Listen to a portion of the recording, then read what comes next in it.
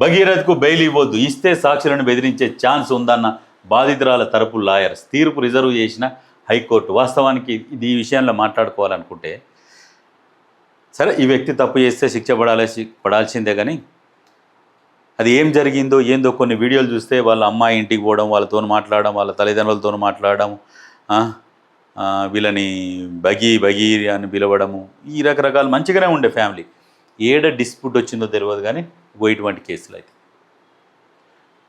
ఇటువంటి కేసులు అవుతున్నాయి. ఇరికిచ్చేసిరు. రాజకీయ కక్షనే ఇది 100% ఆయనకో లెక్క అని రకరకాలు మాట్లాడుతుంటారు, కానీ ఏ పార్టీ అయినా ఏదన్నా కావచ్చు, కానీ ఇది మాత్రం ముమ్మాటికి రాజకీయ కక్ష. కొంతమంది ఈ పట్టుకొని రెచ్చగొట్టడము, రోడ్ల మీద కూర్చోవడము, ఆయనకి ఇట్లనా ఈయనకి ఇట్లనా, అమ్మాయికి ఇట్లా అన్యాయం జరిగిందా అంటే, అమ్మాయికి అన్యాయం జరిగితే శిక్ష పడాలి, కానీ దీంట్లో ఎక్కువ ఇన్వాల్వ్ అయిపోయి ఓవర్ యాక్షన్ చేసిర్రు బీఆర్ఎస్ వాళ్ళు. వ్యక్తిగత కక్షల వల్ల ఒక అమాయకుడిని బలి చేస్తున్నారు. సరే, వాళ్ళు ఫ్యామిలీ పరంగా వీళ్ళు అన్ని రోజులు కలిసే ఉన్నారు.